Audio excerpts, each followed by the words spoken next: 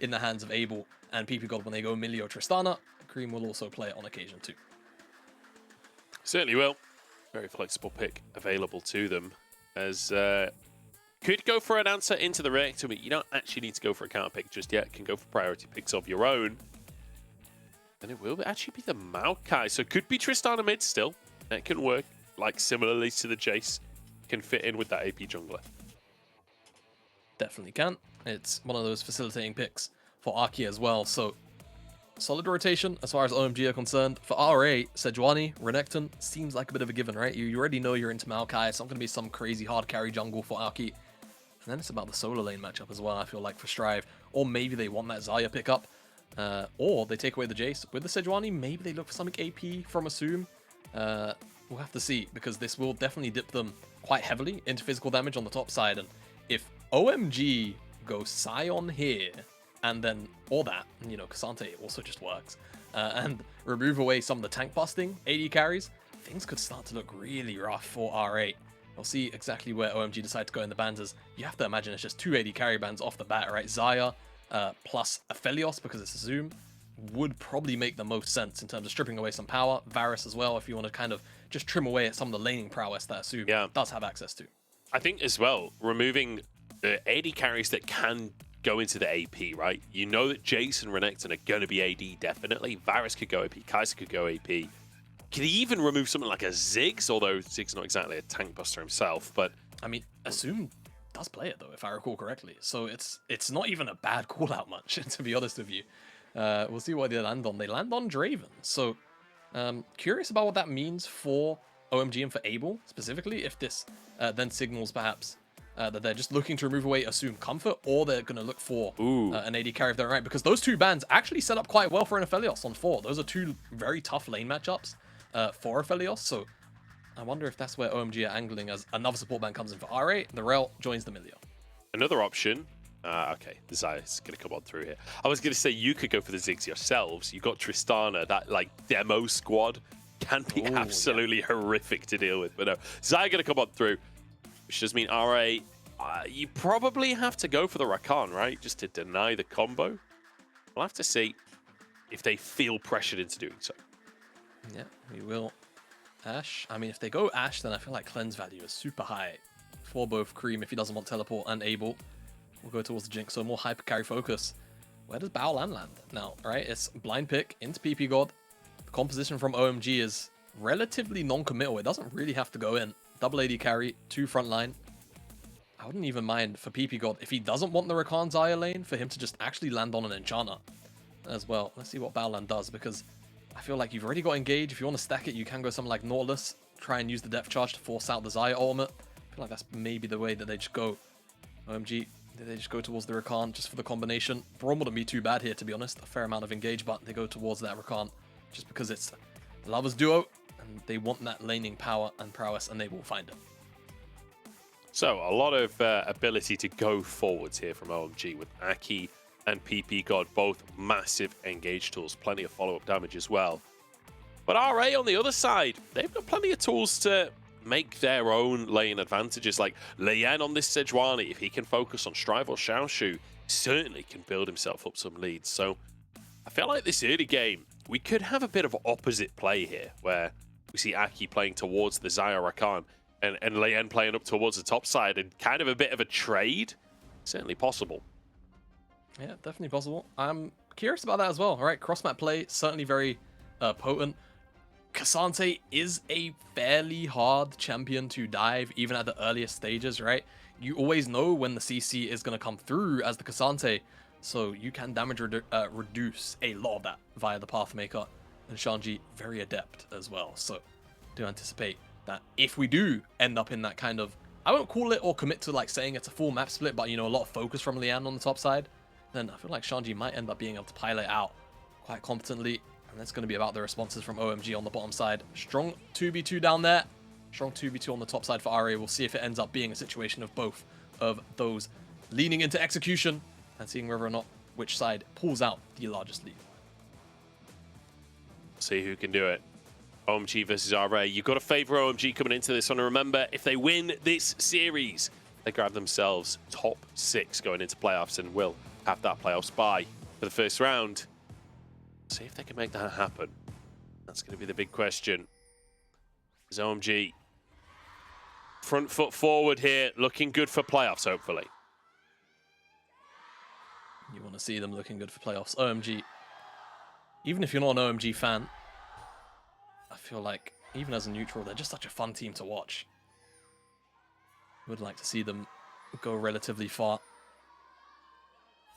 And definitely starting off in that top 6. We'll give them the opportunity to have a little bit of extra time off, a little bit of extra rest. Remember, they're playing 2 series back-to-back. So if they were to land in the first round, it would feel kind of rough. Very limited time to prep. Yeah, true. I think on top of that as well, like when you think of OMG in recent history, the biggest run they had actually started from the first round of playoffs. So them making it into the second round of playoffs to start it off, if I'm not mistaken, and I easily could be because my memory is not fantastic, but I believe this would be the first time that they make top 6 in God knows how many years, like probably a decade, which that's kind of huge. That's kind of huge. Skipping the first round of playoffs for OMG would be everything. We'll see if they can do it though. Yeah, got some good and some bad news. Your memory is technically not. Did they do it in spring? Terrible. They did. Yeah, they did. Yeah, I thought that as I was saying it, I was like, wait a second, I'm pretty sure they did this this year. Wait. So I can save you because technically they would one-up it if they win this series. And they would make it to 5th place. Whilst not guaranteed, looking kind of likely again with that series in hand that they still have over Weibo, right? Weibo still have 1 more series. That's going to be tomorrow against EDG, which, you know, to be fair, they could end up losing, right? You know, Weibo and EDG could very much be an EDG series where Weibo get kind of held down, right? Remember, EDG, I don't believe, can technically overtake Weibo, if I recall correctly. I'll stop talking about the leaderboard stuff for now. Arki's approaching the top side. I don't know if Xiaoxu will... he doesn't have E. He might just be dead. Oh, he's going to get knocked straight into the sapling as well. Shanji first blood. Beautiful stuff here from OMG. Xiaoxu loses the flash as well. That's tough. Yeah, very, very rough. And, you know, I was going to say, I don't know how much you've cast the machine. The answer is not that much. You're both play-by-play. Very little, yeah. Very little. But Ashin is, you know, actually very vocal on the analysis stuff when it comes to being a play-by-play. And one thing he is adamant on, and I kind of agree with him, is the Renekton matchup into Cassante. If the Renekton doesn't get going in this lane, it feels kind of like... It doesn't really feel great. And often, you know, that is the case with Renekton anyway. You want to be snowballing, but especially into the Cassante where you're picking it to actually dominate this lane, pull out ahead, you know, 10, 15, 20 CS, and then look to actually take over team fights. You start to fall behind early on like this, things start to really unravel and unfold.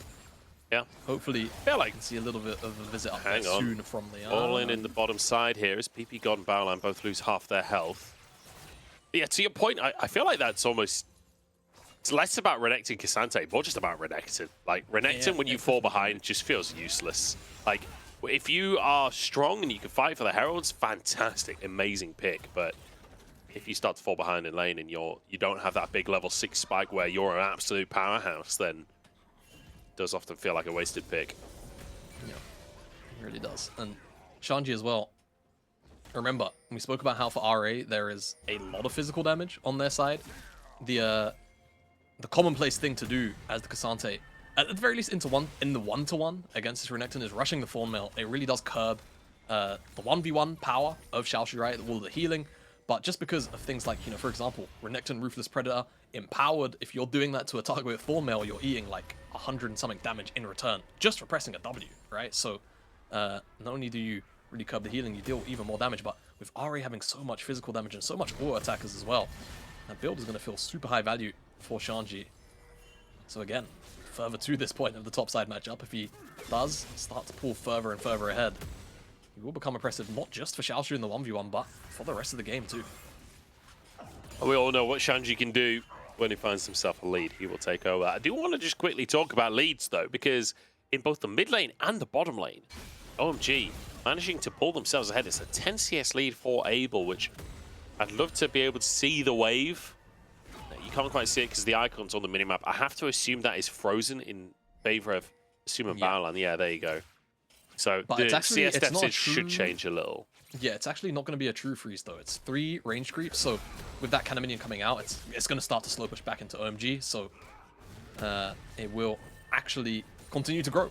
I said actually like the anyway. Zuma meat coming out. There's a 2v2 in the top side. Xiaoxu should be pretty close to hitting level 6 himself, but right now it's Shanji who is already 6. Arky's here, and of course he's covering because he knows Leon's here. So they're actually trying to bait out this 2v2, and here we go. Shanji with the all-out, and in comes Aki as well. Dominus to keep him alive, though. Shanji flashes away, flashed on by Leyan, but dives back in, and Xiaoxu cuts him down with the glaive, and everything we set up about Renekton being behind is in the bin because Xiaoxu's on top. Yeah, Xiaoxu manages to pull ahead in the 1v1 and then into a 2v2. Excellent stuff from him, and you know, OMG, they elected to look to cover and play out this 2v2. Doesn't work out. They don't have the damage to kill off Xiaoxu. Now Xiaoxu back in this lane, right? He hadn't even actually had enough time to have items for that skirmish. He was still sat on Doran Shield as well. So feels really good. Will have a massive base for himself. And again, it's OMG that are looking to allow this play to happen, right? And the setup itself is actually really good. Xiaoxu goes in. He ends up behind Shanji. It's a full W into R, into the sapling, into the root, into a knockback, into another knockback, into the sapling. But they just don't have the damage to kill off Xiaoxu through all the healing and the HP gain from Dominus. So yeah, feels bad for OMG, and Leyan, I would say, punishes the play, but it was already initiating, and OMG kind of lying in wait and still not actually winning out. I think that's the thing. OMG opted into that play. They knew Leyan was there, and they were like, okay, we can take this. But it's a Renekton Sejuani. And while they got extremely close, I think even then it would have been a 1-for-1 at best. Like, that is a tough matchup to opt into. OMG, though, in the meantime, will grab a Drake on the bottom side of the map as Leyan not able to contest this one. Baolan actually moving into the mid lane here. Herald up in 20 seconds. I wonder if he's going to stick around for that as... Oh, no. I will not mention that. Ppgod didn't flash. Don't worry about that. Nope, no, he didn't. Idea there, he basically tried to flash W over the Jinx traps before they armed, and unfortunately just wasn't quick enough. So he looks silly, but there was some serious intent behind it, and just gets caught out, unfortunately, for himself.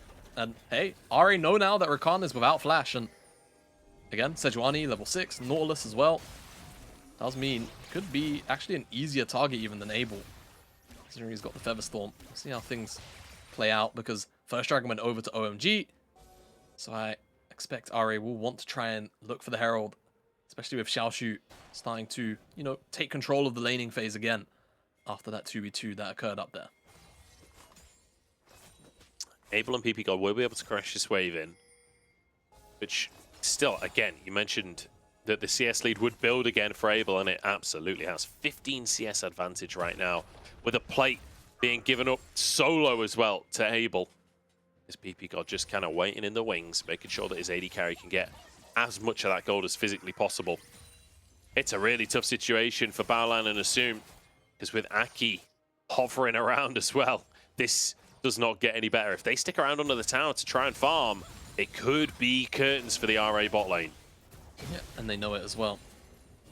That Arky is around, ward spotted out that sapling, and they saw him on the control ward as he was kind of just making the rotation down. OMG consciously decided to yield that Herald for the cross-map play of just getting Abel slightly further ahead and getting a couple of plates. So we'll see whether or not RA can kind of make up some of that lead for Assum with this Rift Herald. Maybe look to drop it in the bottom side. I feel like it's actually a fairly huge takeaway from OMG too, considering you've got that Tristana, right? And she's been working away at that tower very slowly but surely in the mid lane. It means that it's just going to be slightly slower on potentially a tower takedown from OMG, and RA can look to claw a little bit of gold back. Good little trade from Xiaoxu there up in the top side. Well, let's talk about the approach to this game for the two teams for the next few minutes, because OMG have built themselves a small gold lead. It's nothing too crazy, but Creme on the Tristana, you know, Abel on the Zyra as well, who's getting some plates. Like, I feel like these two carries are getting ahead. How do OMG leverage that over the next few minutes? I mean, I feel like as OMG, it should start to kind of turn into just a continued amount of control around this dragon area, right? The bottom side has been very, very powerful. Feels like RA also are looking to just invest a lot more on the top side, generally, right? They obviously set up for that play earlier on. Whilst OMG were there to respond, it was still an RA win, and with Leyan up here, it seems like it's going to be another visit to Shanji. It's going to be one stun coming on through. The ultimate available for Leyan, but don't commit for now. Aki moves in, sweeps up a ward. Won't commit his own ultimate either. So the re-engage from OMG will be opted out of.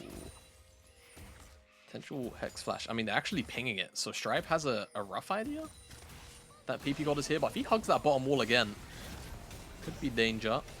Aki. Here we go. Ult coming on through. Quickness comes out onto Leyan. He'll be rooted, but flashes out under the tower. Oh! Baolan with a great follow-up. This is the combo we were talking about, but Creme still gets out of this one. Aki tanks the rocket.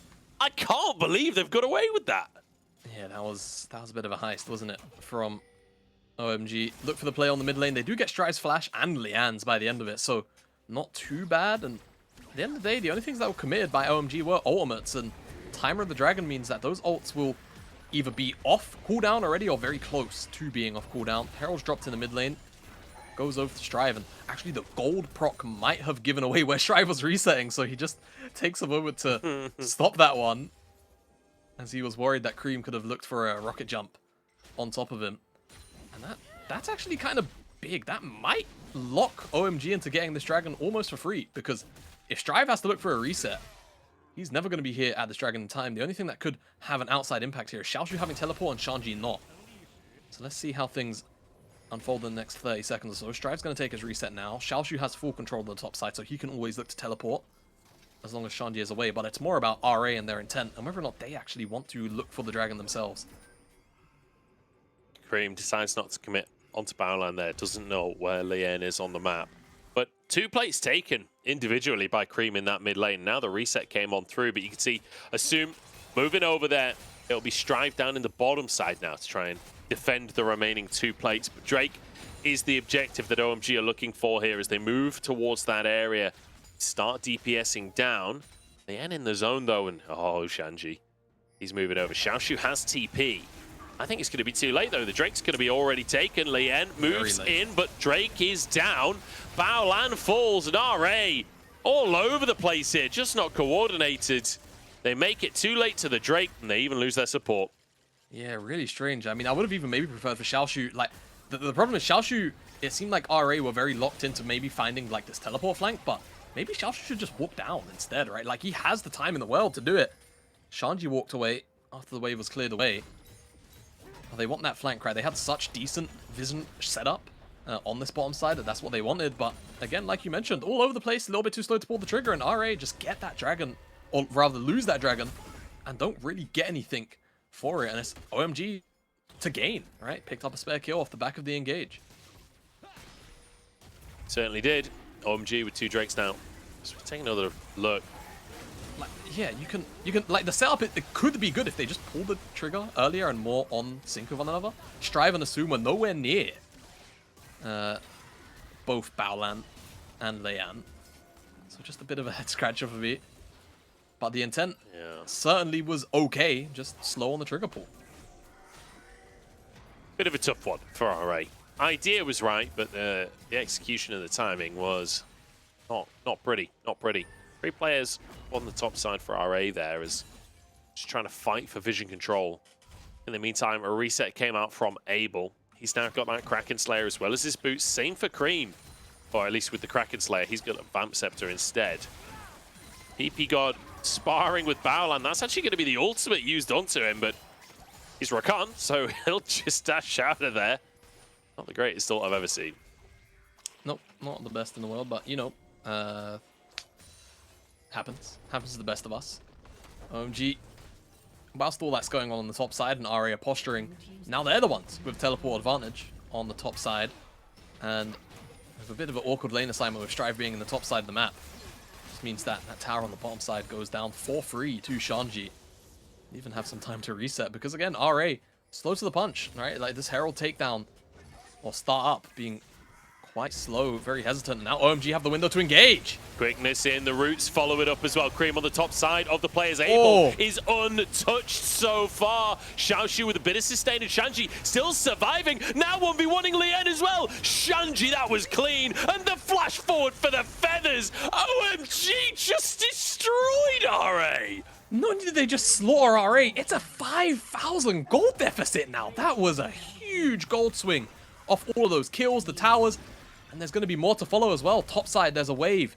Creme's going to crash this one, take out this tower. The Herald's going to go into Arky's back pocket. The mid lane is under attack. OMG just got everything, and again, it's RA just being a little bit lackadaisical, and having not started up this Herald Powland. God, that was clean. Yeah, has his dredge line sidestepped.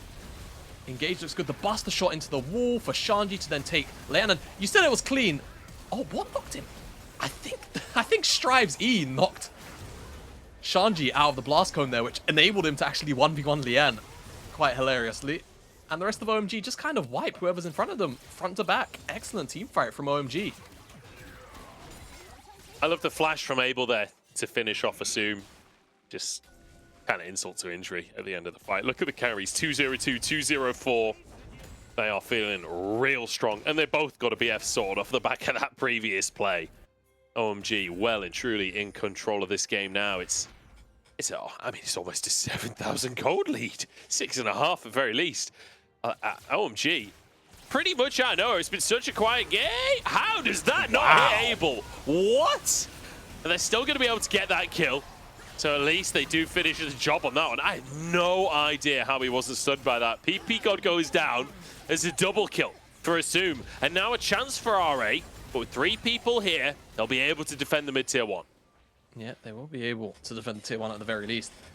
I'm going to need an instant replay on that ultimate there from Leyan because, like, you know, Abel looked like he was in the middle of it. I'm not entirely sure why he didn't get stunned. But at the end of the day, it does mean that they end up picking up 2 kills. I feel like they only would have got Abel if it stunned him, funnily enough. So, hey, it feels good for RA. The universe, well, I was going to say loves them today, but not enough to give them a gold lead. Yeah, smiles on them for that one play.